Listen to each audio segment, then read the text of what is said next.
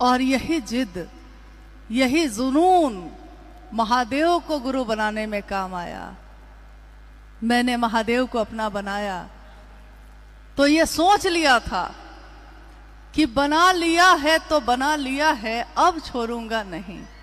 और मेरी ये आदत है, अक्सर साहब ने कहा मेरी ये आदत है, मैं जिसको अपना बना लेता हूं फिर चाहे सारी दुनिया दूसरी तरफ हो जाए, मैं हमेशा उसी के तरफ खड़ा होता हूं।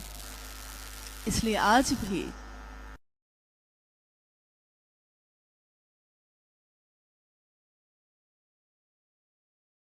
मेरे साथ चले। लेकिन लोग मिलते गए, लोग बिछड़ते गए, परंतु मैं जब से चला हूं मेरी मंजिल पे नजर है। मेरी इन आंखों ने मील का पत्थर भी नहीं देखा। माना ये जंगल खूबसूरत है, पहाड़ सुंदर हैं, माना ये बहार आई है, खूबसूरत फूल खिले हैं, परंतु इन सब को देखने का भी समय मेरे पास नहीं है, क्योंकि मीलों, अभी मीलों मुझको जाना है। ये जो मीलों मीलों जाना था उनको, ये क्या शरीर की यात्रा है? ये मन की, आध्यात्म के रास्ते पे चलने की वो यात्रा है जो कहीं अनंत को जाती है। स्वयं शिव के शिष्य ने लगभग 40-45 वर्षों तक लगातार जगत के लोगों से महादेव के गुरु स्वरूप की बात की और ये चाहा कि हम शिव के शिष्य हो जाएं। ये चाहा कि हमारे जीवन में शिव शिष्यता की जीवंत सुगंध हो, हम कागज के फूल न बन के रह जाएं। और ये कहा शिव के शिष्यता मुलायम होने की विधा है, यहां आकर अहंकार जैसा कुछ भी नहीं है। झारखंड के एक संत परम सिद्ध बाबा ने कहा, निर्भर तब निर्भय। और इस पंक्ति को साहब ने अपनी पुस्तक आओ चले शिव की ओर में भी लिखा है। निर्भर तब निर्भय। निर्भर हम होते कहाँ हैं? महादेव पे हम निर्भर हो जाएं, ये दुसाध्य है, कठिन है, मुश्किल है। परंतु अगर हो गए, जब तक हम झुकते नहीं हैं तभी तक कठिन है। और एक बार अगर झुक गए, एक बार अगर मखमल की तरह मुलायम हो गए, तो ये रास्ता इतना आसान है, इतना हल्का है कि जैसे मिठाई जो होती है चीनी वाली, लोग नहीं कहते हवा मिठाई है, ये देखने में इतनी बड़ी और सुंदर, गुलाबी लाल, खाइए तो कब चला जाता है, पिघल जाता है, पता ही नहीं चलता। और दूर से देखिए तो लगता है इतनी बड़ी मिठाई है। साहब ने इसका उदाहरण देते हुए कहा, आध्यात्म एक ऐसा रास्ता है कि अध्यात्म एक ऐसी मिठाई जैसी ही बात है। अगर आप इसको चख लिए, अगर आपने स्वाद ले लिया, तो आपके जीवन में आनंद लाता है। आपको मिठाई जैसी ही हल्की लगेगी, ये हवा मिठाई की तरह मीठी और सुंदर, आनंददायक। हमने अपने अपने जीवन में हमेशा चाहा, काश कुछ अच्छा होता, कहीं और जन्मे होते हम, कोई और होता परिवार, कोई और बड़ी नौकरी मिलती, और अच्छे स्वास्थ्य के साथ रहते, कभी बीमार ना होते, कभी गरीब ना होते। परंतु जब भी हमने जो चाहा वो नहीं हुआ। फिर भी हम अपनी दीर्घकालिक योजनाओं में, अपनी दीर्घकालिक योजना यानी लंबी योजना, अगले पल का ठिकाना नहीं होता, परंतु हम लंबी योजना बनाते हैं। 10 साल बाद क्या करेंगे, 20 साल बाद क्या करेंगे। और ये योजना बनाने में, अपनी दीर्घकालिक योजना बनाने में, हम अपनी अल्पकालिक यात्रा को भूल जाते हैं।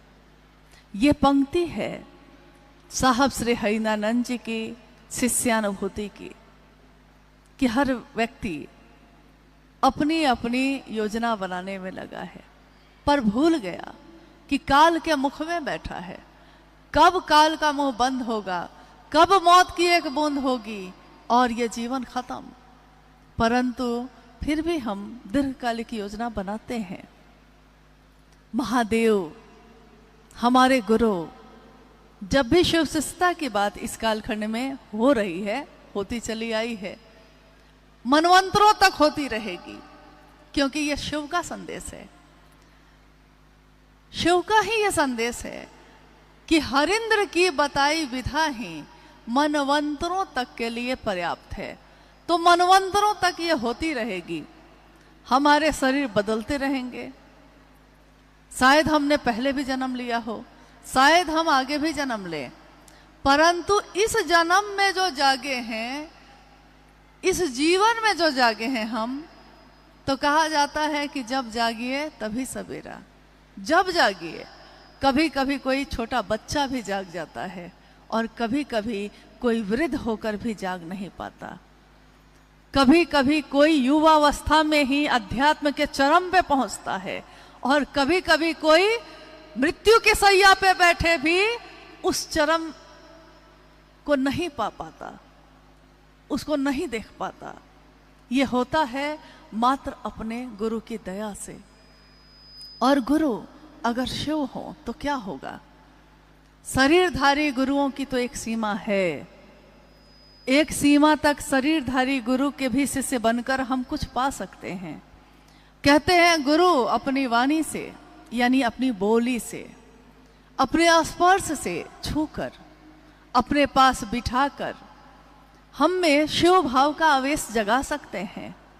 परंतु एक सीमा के बाद वो भी खत्म हो जाता है। एक सीमा के बाद उनकी ताकत काम नहीं करती।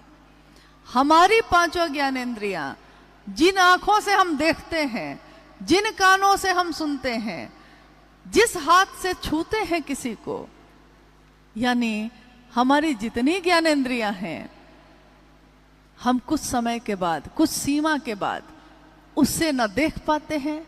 इस दीवार के उस पार क्या है नहीं देख सकते। माइक नहीं हो तो ज्यादा लोगों के बीच अपनी आवाज नहीं पहुंचा सकते। एक मनुष्य की सीमा कितनी दूर की है, एक शरीर की सीमा कितनी दूर की है। इसलिए गुरु और शिष्य परंपरा में जब गुरु की बात होती है तो शरीरधारी गुरु माना जाता है, उनकी एक सीमा होती है। इसलिए हमने अक्सर सुना होगा कि लोग कहते हैं कि अमुक गुरु के शिष्य बन जाइएगा तो गृहस्थ आश्रम छोड़ना होगा, या अमुक व्यक्ति जो हैं जो गुरु का काम तो करते हैं परंतु ब्रह्मचारी बन के जाना होगा, या इस कुल के होंगे तब जाना होगा, इस जाति इस धर्म के होंगे तब जाना होगा, पुरुष है कि स्त्री है तब जाना होगा। मंदिरों तक में विभाजक रेखा खींची हुई है कि पुरुष जाएंगे कि स्त्री जाएगी। तो देखिए, एक सीमा के बाद अब वो गुरु काम नहीं करते। फिर श्रेणी आती है सदगुरु की।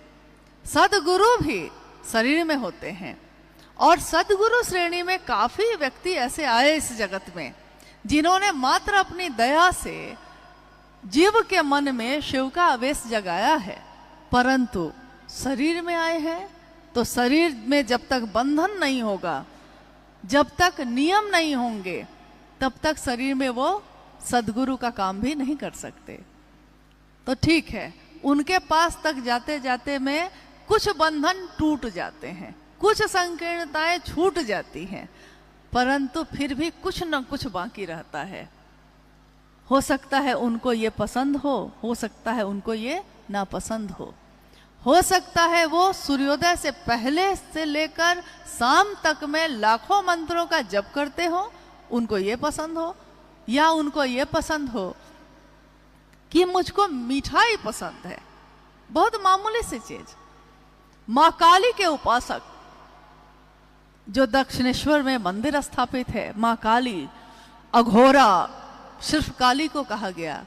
माँ काली के उपासक रामकृष्ण परमहंस स्वयं काली का दर्शन करते रहे, परंतु न जाने क्यों अपने शिष्यों के बीच बैठे भी वो अंदर चले आते कभी भी अचानक उठकर।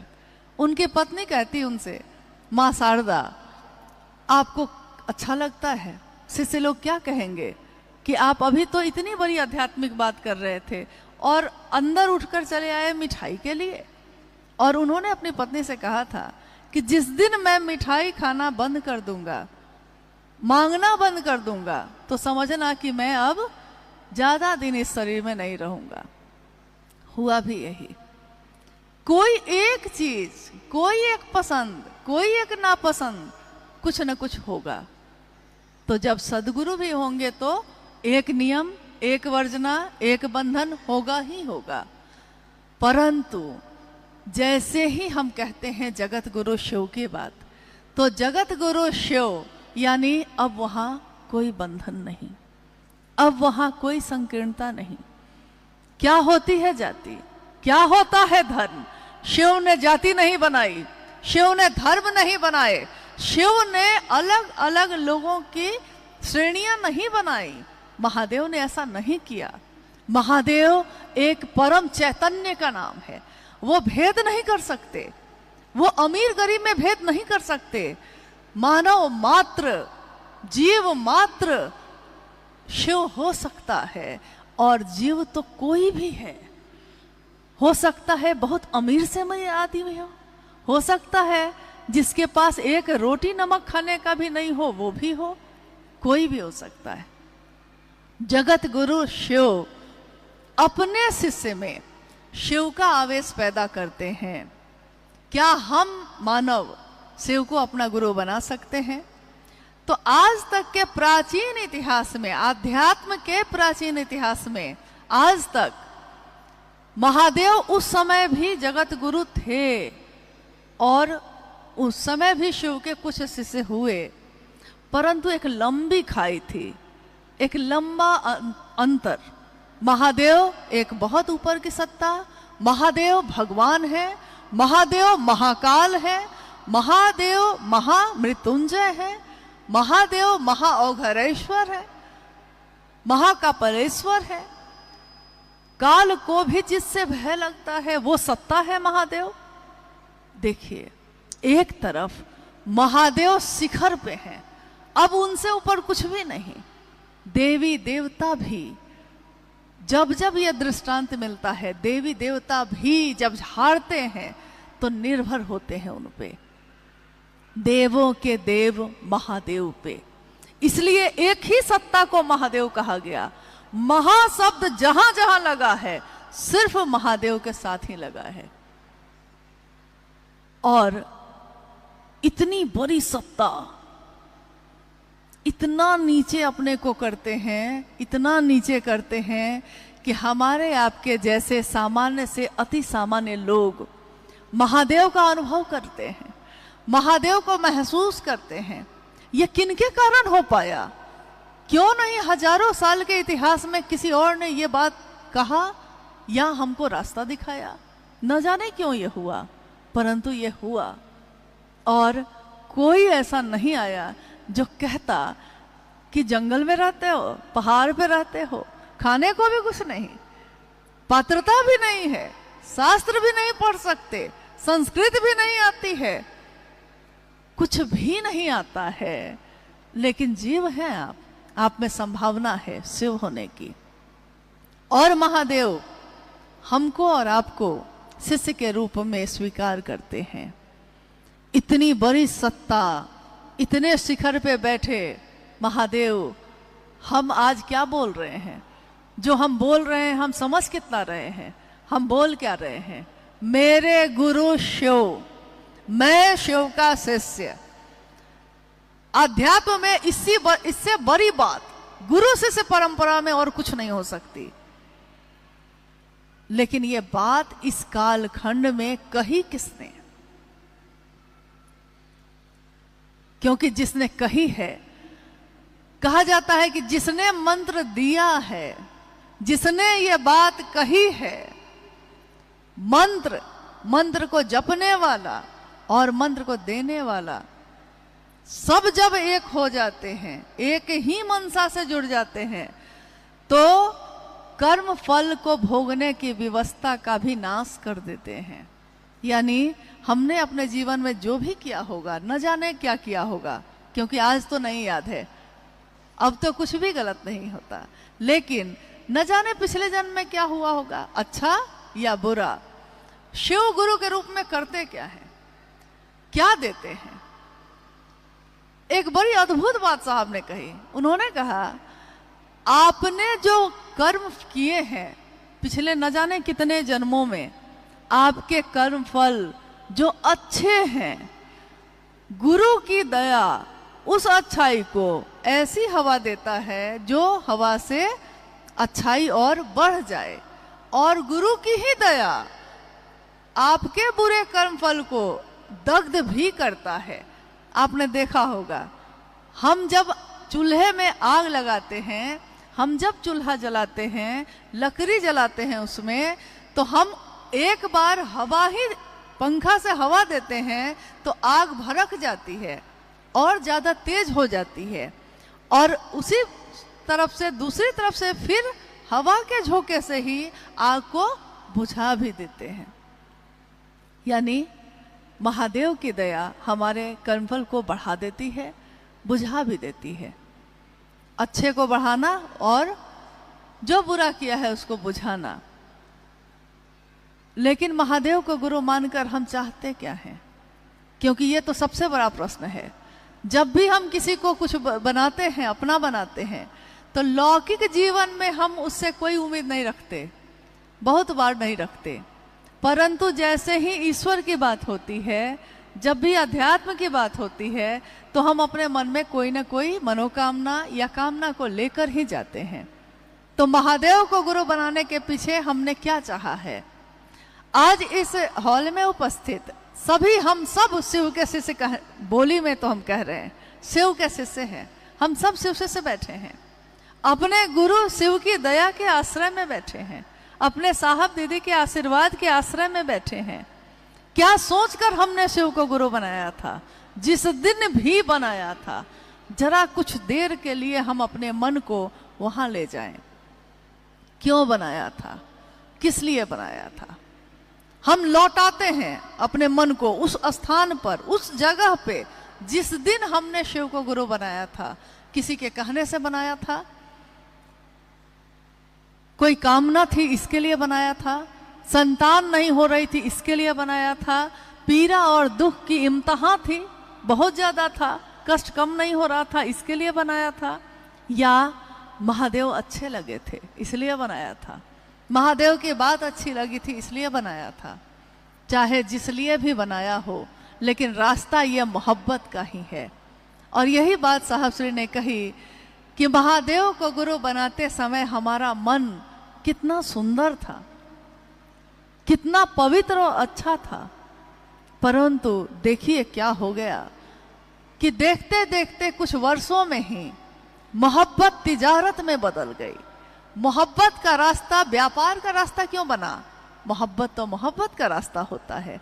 मोहब्बत में तो दिया जाता है, मोहब्बत में लिया तो नहीं जाता। मोहब्बत में तो जिससे प्रेम करते हैं उसको देते हैं, लेते कब है? परंतु कोई शर्त होती नहीं प्यार में, परंतु हमने शर्तों में प्यार किया। महादेव गुरु के रूप में हम चाहे शर्त में भी प्यार करें, हमारे मन में इतना तीव्र आवेश जगाते हैं कि उनके बलात् आकर्षण में हमारा मन खींचा चला जाता है, खींचा ही जा रहा है महादेव के आकर्षण में, एक ऐसे चुंबक के आकर्षण में जिसके बारे में साहब ने जब अपनी पुस्तक लिखी, तो उस पुस्तक में जब पंक्तियां वो लिख रहे थे तो उन्होंने कहा, मैं, साहब कह रहे हैं, मैं शिव के बलात् आकर्षण में तीव्रतम वेग से, प्रबलतम वेग से खींचा जा रहा हूं, एक लोहे के टुकड़े की भांति खींचा जा रहा हूं। मैं चाहता हूं ऐसा भी नहीं है, न जाने क्यों खींचा चला जा रहा हूं। अगर इसका उत्तर देंगे कि क्यों खींचा जा रहा हूं, तो मेरे गुरु शिव देंगे या वो चुंबक देगा। जो मुझको खींचता है। साहब ने हमेशा कहा कि मैंने न सोचा था, न मैंने चाहा था, न जाने कैसे कैसे मेरे रास्ते बदलते चले गए। आपने अभी थोड़ी देर पहले मंडल सर के द्वारा जो शिवशिष्टता की पृष्ठभूमि, व्याप्ति और प्रयोजन विषय पे सुना, तो आपने ये सुना कि किस तरह साहब ने शिव को अपना गुरु बनाया था और किस तरह उन्होंने ये चाहा कि शिव को चाहा तो फिर और कुछ ना चाहा। एक ही दृष्टांत आता है आज तक में कि सुना है कि माँ उमा ने आराधना की थी, माँ पार्वती ने तपस्या की थी और कहा था, जब नारद गए थे उनके पास कहने कि और भी अच्छे अच्छे देवी देवता हैं, आप और देवताओं का भी वर्ण कर सकती हैं, परंतु माँ उमा ने कहा था, वरहूं शंभु नहीं तो रहूं कुंवारी, वरण करूंगी तो सिर्फ शिव का, नहीं तो किसी का नहीं। परंतु हम आप क्या ऐसा कर पा रहे हैं?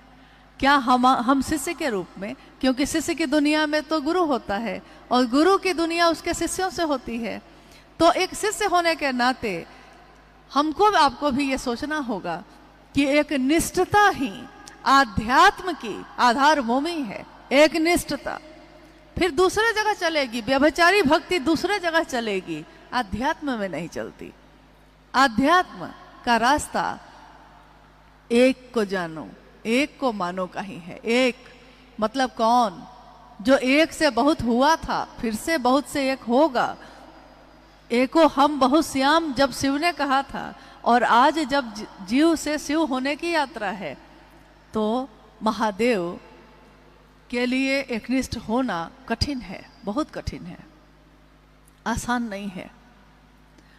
अब है कि महादेव को गुरु मानने और शिष्य बनने के बीच की जो परंपरा है, इस कालखंड में जब साहब श्री ने शुरू की तो उन्होंने यही देखा था, कोई ऐसा नहीं है जो किसी को रास्ता दिखाता हो, सही रास्ता।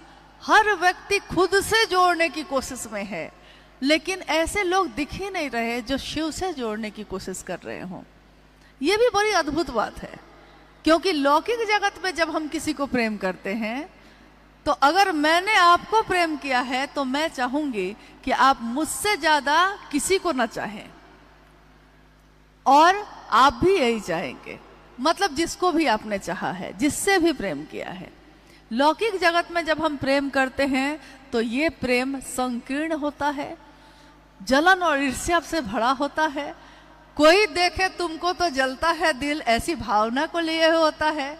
परंतु जब पारलौकिक जगत की बात होती है, शिव को प्रेम करने की बात होती है, तो आज तक के जितने भी उदाहरण हैं उसमें सबसे सुंदर सर्वोत्तम उदाहरण है शिव के शिष्य साहब हरिंद्रानंद जी की, जिसमें उन्होंने कहा कि मैं जिस शिव को चाहता हूं तुम भी उसको चाहो।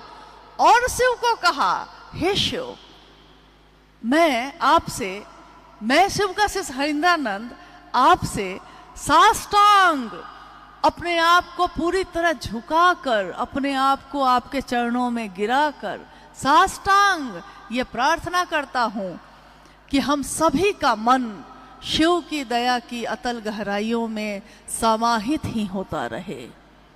हम सभी का मन शिव की दया की अतल, जिसका कोई तल नहीं, तालाब का तल होता है, नदी का होता है, समंदर का भी होता है, परंतु शिव की दया का कोई तल नहीं होता। इसीलिए प्रेम का भी तल नहीं होता। प्रेम में हम डूबते हैं, मेरा मन डूबता है।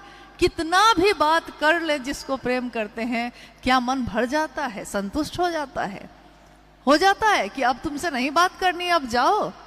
नहीं होता है, लगता है और कुछ बात करते। कितना भी देख लें, अक्सर लोग कहते हैं साहब को देख नहीं पाए। हम साहब को कितना भी देख लेते, क्या हम इस शरीर को उनके देख के भी संतुष्ट हो पाते? क्योंकि जिससे आप प्रेम करते हैं उसको देखते देखते आंखें थक जाती हैं, मन संतुष्ट नहीं होता है, मन प्रेम में डूबता है, और जब प्रेम होता है तो फिर दो सत्ता में पैदा होता है, परंतु दोनों को एक करता है। प्रेम गली अति सांकरी, जामे दो न समाए, दो नहीं समा सकते। तो गुरु और शिष्य परंपरा में, जगत गुरु शिव और शिष्यों की परंपरा में शुरुआत में हम हो सकता है शिव के साकार या निराकार दोनों स्वरूप को अपनाएं। शिव जो मंदिरों में है, जो मूर्ति में है, जो तस्वीरों में है, जो शिवलिंग के प्रतीक के रूप में है, प्रारंभिक अवस्था में ये सब चलेगा, परंतु मिलना तो उस निराकार शिव से ही होता है। ठीक वैसे ही जब एक इंसान दूसरे इंसान से जब प्रेम कर बैठता है तो वो उसके शरीर से नहीं मिलता, वो उसके अंदर की चैतन्य जो है उसका, वो जो ऊर्जा है जो जीवित है उससे मिलता है, मन मिलता है। मन जब नजदीक होता है किसी के तो आवाज देखिएगा धीमी हो जाती है। अक्सर हमने देखा होगा अपने घरों में कि जब हम किसी से बहुत नजदीक होते हैं मन से तो बहुत धीरे धीरे बात करते हैं, इतना धीरे बात करते हैं कि सामने बैठा व्यक्ति भी नहीं सुन पाता है। होता है कि नहीं ऐसा? बहुत धीमे बात करते हैं। लोग कहते हैं कि पता नहीं दोनों क्या बात कर रहा था। लेकिन अगर मन से दूरी हो गई है, मन से दूरी हो गई, तो हमारे सामने वो खड़ा है, सामने सम्मुख खड़ा है, परंतु हम इतनी तेज आवाज में चिल्लाते हैं कि लोग कहते हैं अरे इतना जोर से क्यों बोल रहे हो, सामने तो खड़ा है, वो सामने ही तो है। मन ही किसी को अपना बनाता है, मन ही किसी को पराया बनाता है, और पूरे शिव शिष्यता में मन ही साधन है उस शिव से मिलने के लिए, तीनों सूत्र को करने के लिए जो साहब श्री के द्वारा निरूपित हैं। माँ नीलम आनंद जी के बारे में अभी आपने थोड़ी देर पहले सुना। भाई परमेश्वर जी उस पर अपनी बात, अपनी अभिव्यक्ति दे रहे थे। क्या माँ नीलम आनंद सिर्फ एक शरीर में उतरी एक सत्ता है? क्या साहब हरिंदरानंद जी जो शरीर में दिखे बस उतने ही हैं? क्योंकि एक सामान्य दिखने वाला व्यक्ति करोड़ों लोगों को दीवाना नहीं बना सकता, यह शाश्वत सत्य है। जब तक उसमें आध्यात्मिक ऊर्जा का संचरण नहीं होगा, वो करोड़ों लोगों को अपनी बातों पे चलने के लिए स्वतः अपनी इच्छा से हम चल रहे हैं, वो मजबूर भी नहीं कर रहे हैं, हम खुशी खुशी चल रहे हैं उस रास्ते पे। और अगर कोई दूसरा नहीं चल रहा तो हम चाहते हैं कि वो चले, खुशी खुशी ही जा रहे हैं, अपनी स्वेच्छा से जा रहे हैं। क्या ये बिना आध्यात्मिक ताकत के हो सकता है? और किसकी ताकत? एक आदमी के मन को हम अपने अनुसार नहीं कर पाते हैं, करोड़ों लोगों को कर लेंगे। तो जो शरीर में उतरे हैं उस चैतन्य से मिलने में अगर कहा जाए कि जरा बताइए महादेव के बारे में, बताइए साहब के बारे में, बताइए दीदी नीलम जी के बारे में, तो शब्दों में नहीं बताया जा सकता। इस भाव को शब्दों में नहीं बांधा जा सकता, क्योंकि शब्द तो बहुत छोटे होते हैं। इसीलिए हम सब साहब की लिखी हुई बात पढ़ते हैं, उनकी बोली हुई बात सुनते हैं, परंतु हमेशा ये अनुभव होता है कि लिखा हुआ तो पढ़ लेंगे, बोला हुआ तो सुन लेंगे, परंतु लिखे हुए को समझने के लिए भी उन्हीं की तरफ से देखना होगा। अगर अभी महादेव यहाँ उपस्थित हो जाएं, तो जो सामने बैठे गुरु भाई गुरु बहन हैं वो सामने से देखेंगे और कहेंगे कि महादेव ऐसे हैं। जो दाहिनी तरफ बैठे हैं वो कहेंगे कि महादेव ऐसे हैं। जो बाईं तरफ बैठे हैं वो कहेंगे कि महादेव ऐसे हैं। शिव की अवधारणा आज तक कोई नहीं समझ सका, महादेव कैसे हैं। तो जब महादेव के तत्व को जानना तो बहुत दूर की बात है, शिव के शिष्य साहब दीदी के तत्व को तो हम जान ही नहीं सके। हम में से कितने लोग जान सके? और अगर जान लिया होता उन्होंने, तो उनके मन में भी ये बात उतरी होती कि वर हूं शंभु नहीं तो रहूं कुंवारी, व्यभिचारी भक्ति हम नहीं करते, हम अपना रास्ता नहीं बदलते, हम अपना भगवान नहीं बदलते, हम अपना गुरु नहीं बदलते, और हम अपने साहब दीदी को भी नहीं बदलते। एक ही रहेंगे वो हमारे लिए हमेशा।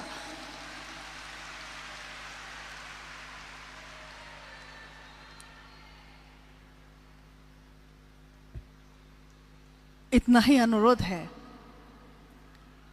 कि आज यथासंभव जो हम लोगों से हो सका इतनी व्यवस्था हो पाई, लेकिन एक ही मनसा है, किसी भी शिव शिष्य का इहलौकिक उद्देश्य एक ही होता है कि शिव की स्थापना दूसरे के हृदय में वो कर दे।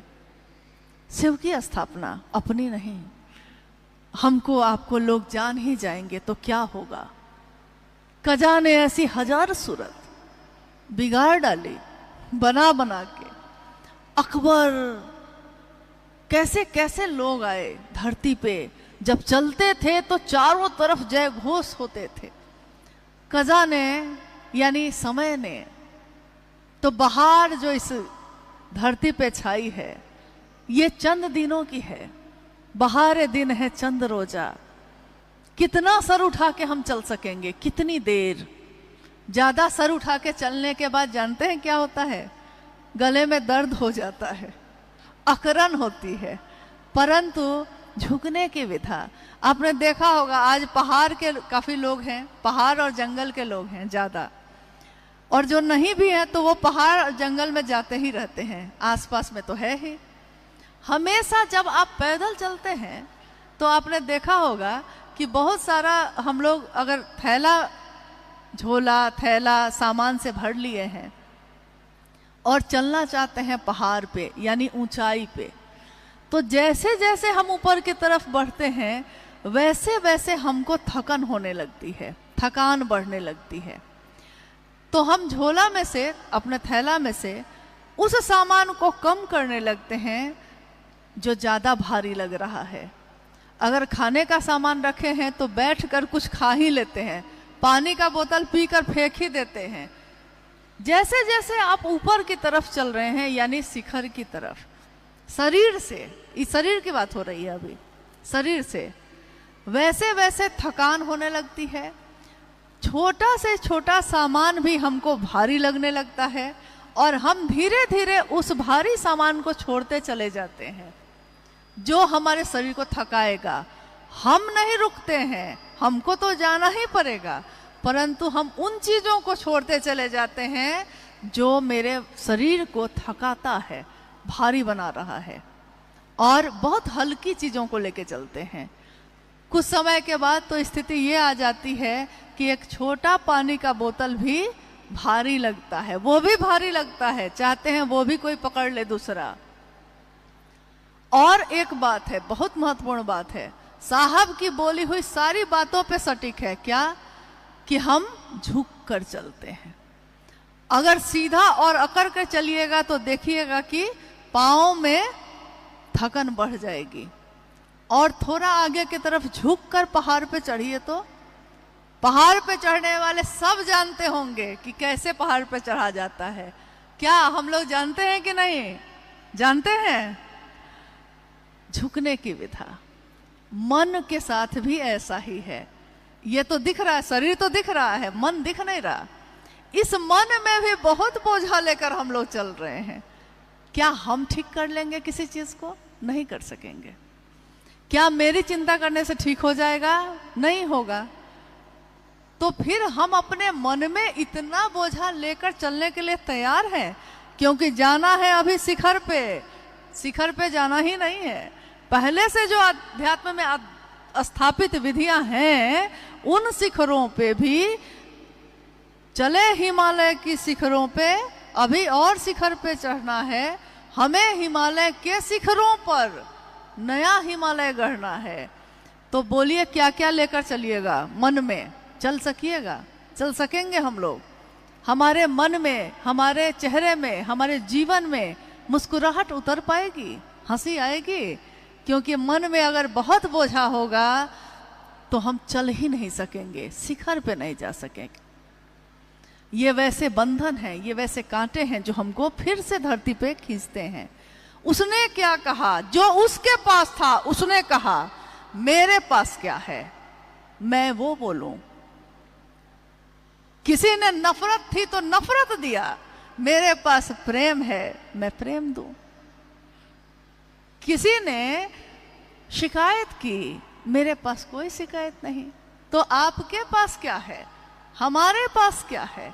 हम दुनिया को क्या देना चाहते हैं?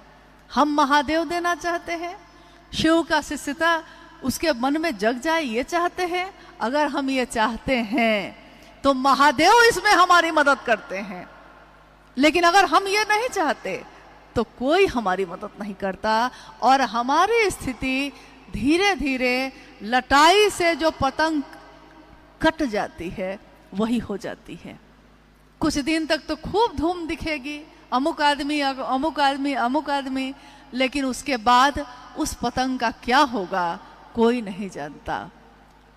लटाई गुरु हैं, धागा जो है ना, क्योंकि गुरु से मिलाया है जिसने, वही बांधे हुए है पतंग को, तो उस लटाई के धागा है साहब और दीदी, और अगर उनसे कट गए तो फिर कोई जगह नहीं है। तो अपने अनुभव के आधार पर एक शिव शिष्य होने के नाते हम सबका कर्तव्य है कि दुनिया हम सबको जो दे, दुनिया ने यही दिया है, दुनिया के पास यही है जो उसके पास है, उसका क्या दोष? उसके पास अगर नफरत है तो वो क्या करे, वो तो वही दे पाएगा। किसी के हाथों में कांटे हैं, वो कांटे ही देगा। लेकिन शिव की शिष्यता कांटों पे चढ़ के गुलाब का फूल दुनिया को दिखाती है। इसीलिए साहब ने एक शिष्य के तौर पे लिखा है कि कांटों पे चढ़ के ही गुलाब खिलता है, दुनिया गुलाब के फूल को देखती है, कांटों को कोई देखता भी नहीं। कीचड़ में ही कमल खिलता है, कमल की सुंदरता को देखकर लोग मोहित होते हैं, कीचड़ को कोई देखता भी नहीं। तो हम लोगों को ये क्यों समझाएं कि कीचड़ को मत देखिए, कीचड़ को मत देखिए? इससे ज्यादा सुंदर है कि उस कीचड़ में कमल खिल जाए, शिव शिष्यता का कमल, कांटों पे चढ़ के गुलाब खिले। गुलाब सुंदरता देता है, गुलाब का ये गुण है कि मसल के फेंकने वाले को भी खुशबू की सजा देता है। ये गुलाब का गुण है, एक शिव शिष्य का यही गुण होता है। और साहब और दीदी ने अपने आचरण से, क्योंकि गुरु आचार्येंद्र भी होते हैं, अपने आचरण से, अपने जीवन से हमको आपको सिखाया है कि चाहे तुमको कोई मसल के भी फेंके, तुम बदबू नहीं दोगे, तुम खुशबू ही दोगे। तो क्या हम लोगों को ये देना है या नहीं देना है? तो दुनिया में ही नहीं, झारखंड की बात सिर्फ नहीं है, शिव शिष्यता तो जगत गुरु शिव की बात है। तो जगत गुरु शिव के शिष्यता का दान हम सभी शिव के शिष्य, सिर्फ झारखंड के लोग नहीं, दुनिया का हर आदमी जो शिव का शिष्य है उसके लक्षण बताएंगे कि वो शिव का शिष्य है कि नहीं। तो आइए, क्योंकि जब सरफरोशी की तमन्ना होती है, जब कफन बांध लिया है सर पे, जब दिल दिया है जान दिया है, ये गा रहे हैं हम आप, दिल दिया है जान भी देंगे ए गुरु तेरे लिए। तो जब गा रहे हैं, सर पे कफन बांध लिया है, तो फिर सरफरोशी की तमन्ना करने वाले इसकी परवाह नहीं करते कि किसके हाथ में कितने हथियार हैं, वो बस अपना कर्तव्य निभाते हैं। और शिव शिष्यता के नाते हम सबका कर्तव्य बस इतना ही है कि हमको आपको साहब ने जो दिया है, हम भी दुनिया को वही दें, ना उसमें कुछ कम करें, ना उसमें अपनी तरफ से कुछ बढ़ाएं, क्योंकि ये एक आध्यात्मिक अपराध होगा और इस अपराध की सजा मिलेगी। इस अपराध की क्षमा शिव नहीं कर सकेंगे। उस समय जब दीक्षा और गुरु दक्षिणा पे बात हो रही थी, तो मनु भैया ने एक पंक्ति का जिक्र किया था कि माँ की डायरी में लिखा था, आंसू का उपहार महागुरु आज चढ़ाने आई हूं। माँ नीलमानंद, माँ नीलमानंद, करोड़ों संतान हो जिसकी, वो अपने गुरु के पास कह रही हैं, लिख रही हैं कि आंसू का उपहार महागुरु आज चढ़ाने आया हूं। क्योंकि महादेव भाव ग्रहण करते हैं। और वो लिख रही हैं, अद्भुत है ये भाव, अनुकरणीय है। मेरे पास कुछ नहीं है, एक शिष्य के पास क्या होगा? जो चीजें हैं यहीं की हैं, यहीं से ली थी, यहीं को देकर जाएंगे, क्या होगा मेरे पास? लेकिन शिव ने जो भाव पैदा किया है मेरे मन में, वो है मेरे पास। सूक्ष्माति सूक्ष्म शिव की सत्ता को सूक्ष्माति सूक्ष्म भाव ही ग्रहण होता है। इसलिए आंसू ही तो है। आंसू नकली कुछ लगा के पैदा नहीं किए जा सकते, ये सिर्फ फिल्मों में होता है। लौकिक जीवन में, सचमुच के जीवन में अगर आंखों में आंसू आते हैं तो या तो अत्यधिक दुख के होते हैं या फिर अत्यधिक सुख के होते हैं। तो माँ नीलम आनंद की आंखों से अगर आंसू बहे हैं तो असीम सुख से, असीम आनंद से उन्होंने ममता दी है, छांव दिया है। और हम सब शिव के शिष्य अपने साहब और दीदी के लिए कृतज्ञ हैं। आपने दिया है, बिन मांगे दिया है। और इस कृतज्ञता में हम यही कर सकते हैं कि जो वो चाहते हैं वो हम सब कर सकें। इस संगोष्ठी का भी मूल उद्देश्य, मुख्य उद्देश्य यही है कि हम सब जो एक सभा में बैठे हैं, सभा शिव शिष्यों की सभा है, इसमें जो बैठे हैं हम सभी का मन एक हो, इस जगह पे एक हो, एक विषय में एक हो, बाकी चीज में चलेगा अलग अलग। आपको दूसरा कपड़ा पसंद है, हमको दूसरा पसंद है, आपको दूसरा खाना पसंद है, हमको दूसरा पसंद है, लेकिन आपको भी महादेव ही पसंद है, हमको भी महादेव ही पसंद है। आपने भी दिल उन्हीं को दिया, हमने भी दिल उन्हीं को दिया है। तो आइए हम सभी शिव शिष्यों का मन एक ही भाव संचरित हो, हम सबके हृदय में एक ही भाव, एक ही सोच, एक ही बात कि महादेव के शिष्य बनेंगे भी और बनाएंगे भी।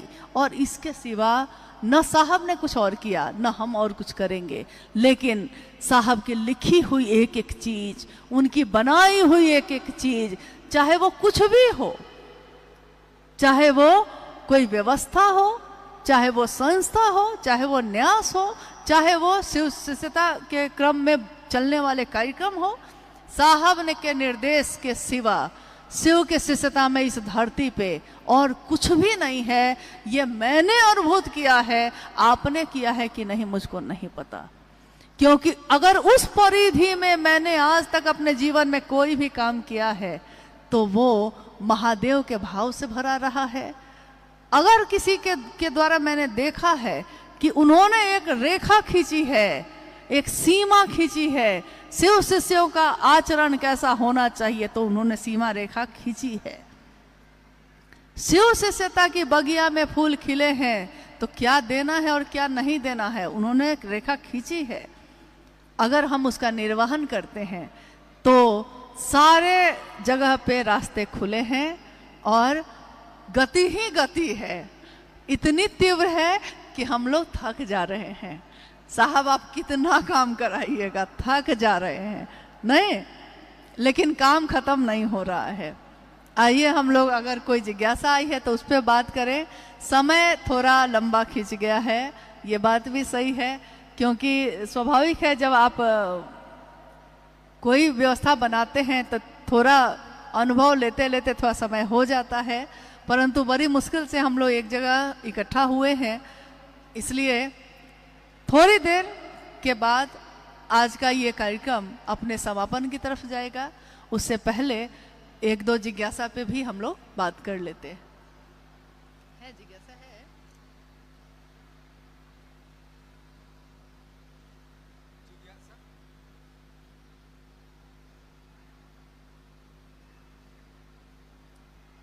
अब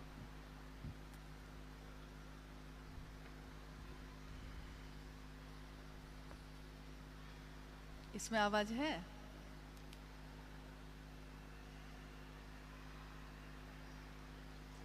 लाइए पढ़ लेते हैं, हम खुद ही पढ़ लेते हैं, कोई बात नहीं। लाइए, अच्छा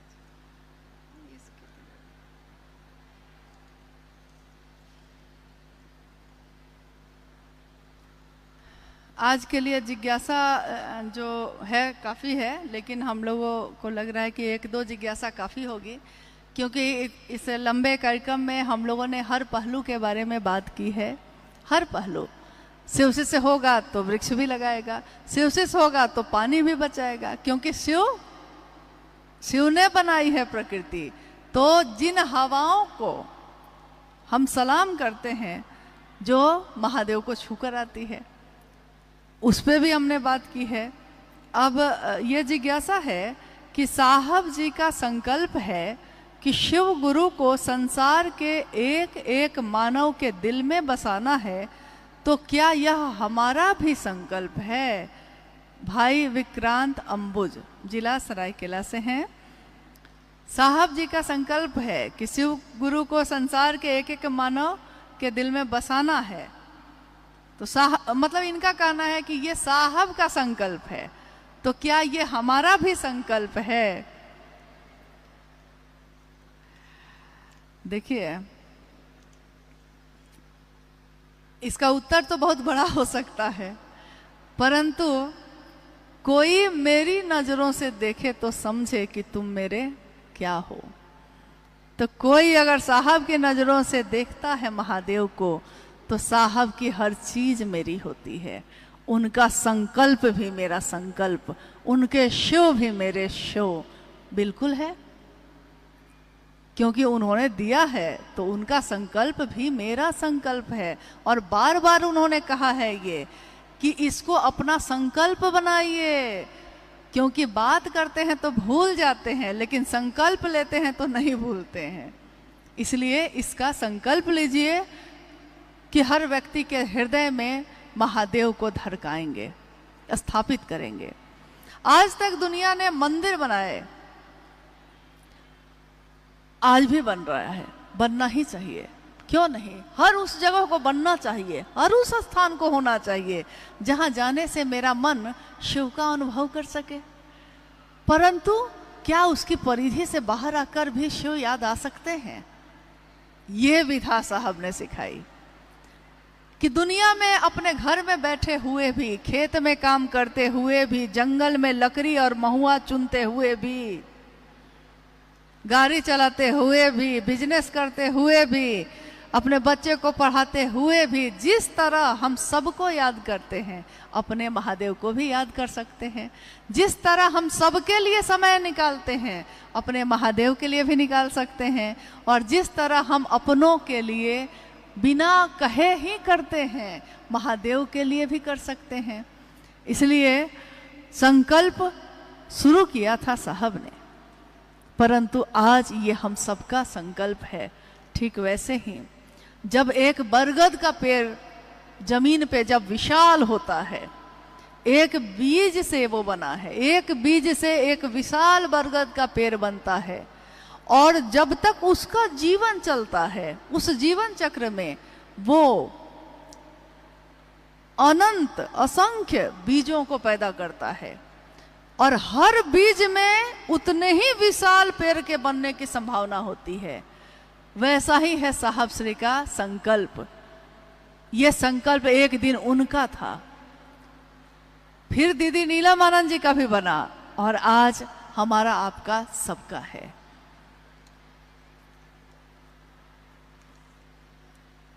शिव का गुरु भाव और ईश्वर भाव, ईश्वर के भाव में क्या अंतर है?